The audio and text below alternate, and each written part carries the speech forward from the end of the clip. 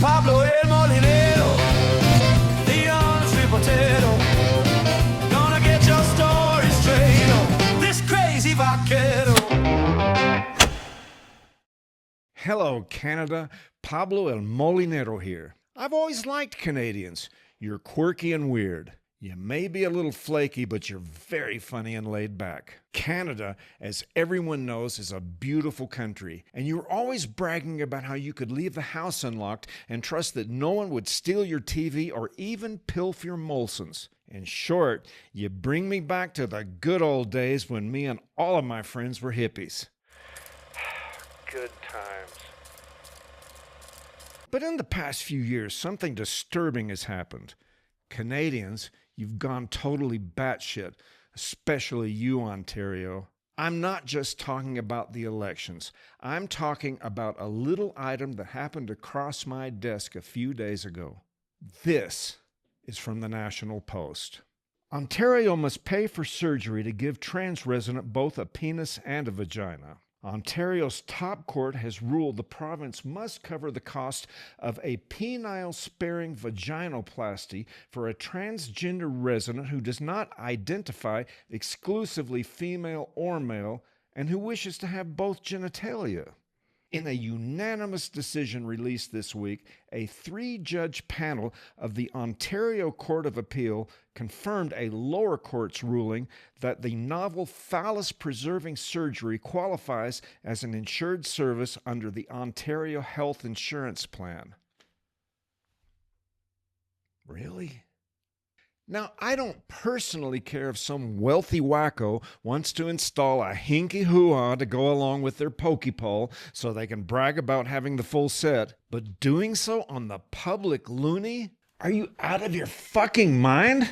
Look, don't get me wrong. We here in the United States have more than our share of wackadoos who are sincerely jealous of Canada's imaginative innovation and public pursuit of a well-balanced genital pairing. I have no doubt that people all over California are slapping their heads and yelling, "Oh shit, I could have had a V8.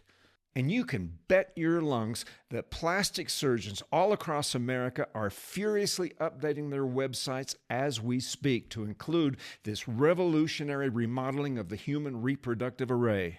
But you guys, my Canadian friends, are actually going to have to pay for this nonsense. If I had to guess, I'd bet that about half the people who are against it are furious because their hard-earned tax dollars are being used for this silliness, whereas the other half are upset because, now everyone's gonna want one. And where will it stop?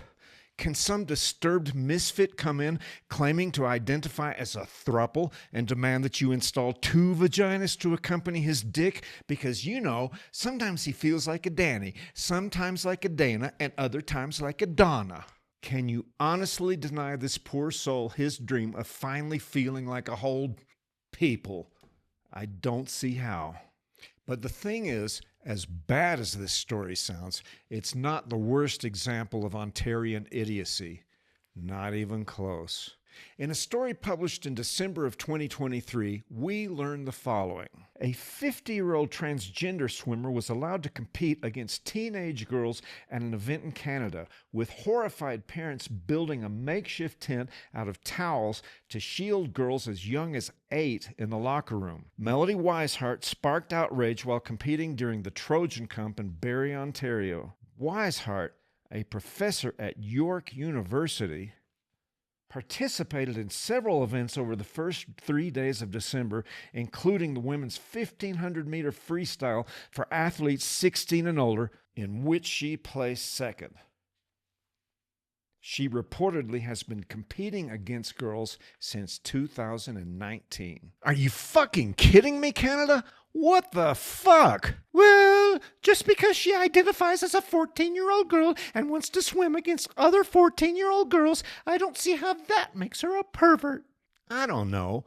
Maybe the fact that little Melody just had to use the girls' locker room to change could be seen as something that poker players might refer to as a tell. I wouldn't have even seen the story except for the coverage from some tiny network known as Rebel News, which the Canadian mainstream seems to liken to a Nazi propaganda machine. So, One of Rebel's Nazi Nats, a guy named David Menzies, a.k.a. the Mensoid, was seen buzzing around the buried Trojan Swim Club with a camera crew. What really caught my attention was the ferocity with which they were denying him entry. They were yelling and physically blocking the way to the actual venue. "You have to leave. How can you harass that poor girl? She needs to be allowed to compete. She has a right to her privacy. She has an algebra test in the morning." Of course, then they called in the police to have little Jimmy Himmler removed by force if necessary. If I recall, there were 4 or 5 burly cops called in to deal with the troublemaker, and they seemed way too happy to carry out the demands of the event organizers. So they take him outside, and he's like, "Can I stand here?" "No." "Well, can I stand over there?" "No." "Well, how about over there?" "No." "But it's public property." "The club says it isn't." "But it's a sidewalk on the street." After some consultation, the cops determined that the sidewalk is, in fact, a public walkway. With a very authoritative look on their faces, but visibly disappointed at this concession, they declare, "Okay, you can stand there. But if you cross that line, we'll taser your ass into the Northern Territories, asshole." I have to wonder, if the Nazi newsies hadn't been there, would anyone have even covered the spectacle? I didn't see any other news media there. It would have been great to see a sober Q&A with the swim club reps. "We understand that there has been some controversy surrounding one of the participants of your event this year. Care to comment?" Sure. "Thank you for your question. It's true, but it's been handled." "Well, did you happen to notice anything different or unusual about the contestant?"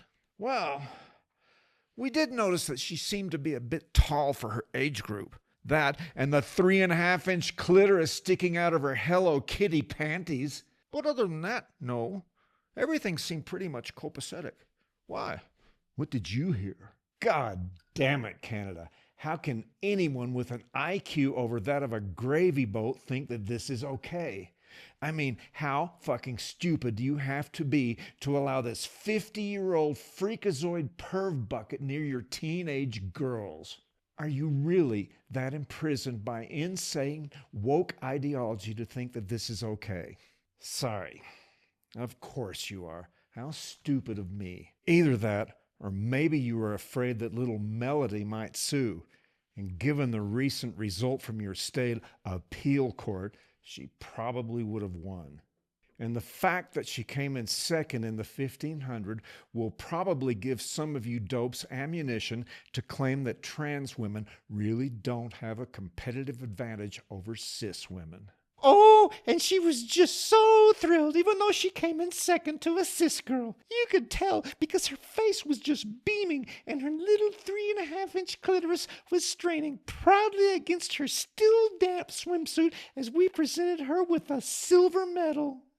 Anyway, since none of your news media gave much coverage to the story, at least until they were shamed into it by Little Rebel News, Canada has largely evaded international scrutiny of this insanity. But there's one story which couldn't escape international attention. I bet a lot of you can guess which one I'm talking about. That's right. It's the saga of Kayla Lemieux. For those of you who don't recognize the name, Kayla Lemieux is the high school shop teacher who, from one day to the next, showed up to teach her class with gigantic 104-inch triple Z-cup breasts with nipples the size of regulation NHL hockey pucks. I should point out that Ms. Kayla claims that her breasts were 100% real.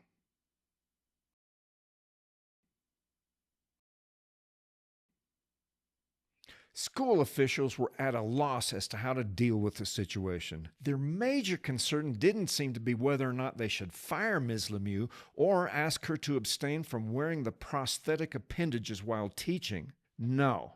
Apparently their major concern was what their liability would be should one of the megalithic mamachongas get caught up in the drill press. And this guy managed to string them along for a couple of years. The school tried everything. It seems that their initial strategy was to try to wait him out. I guess they thought that no one would be able to walk around with those Brobdingnagian bolt-ons for too long without throwing their back out. But they were wrong. The school then tried putting him on paid leave. Yeah, that worked. Finally, they traded him to another school for a teacher to be named later. But Kayla was unfazed. She even went on a well-publicized skydiving adventure. Greg Gutfeld almost peed himself. The B block that night was saved. And when I say that Canada couldn't escape international attention from the story, I mean there isn't a country on the planet that didn't see that picture of Kayla in her light lavender-colored sweater standing gingerly away from the circular saw with her Titanic Tatonga swaying gently just south of her navel. Shishku Brunsi. Brunsi si Roski. Canada. Canada? Canada. Oh, Canada. I mean, you could walk down fucking Pyongyang, North Korea, and they could ask, where are you from? Canada. Oh, Canada. Canada. Canada. Canada.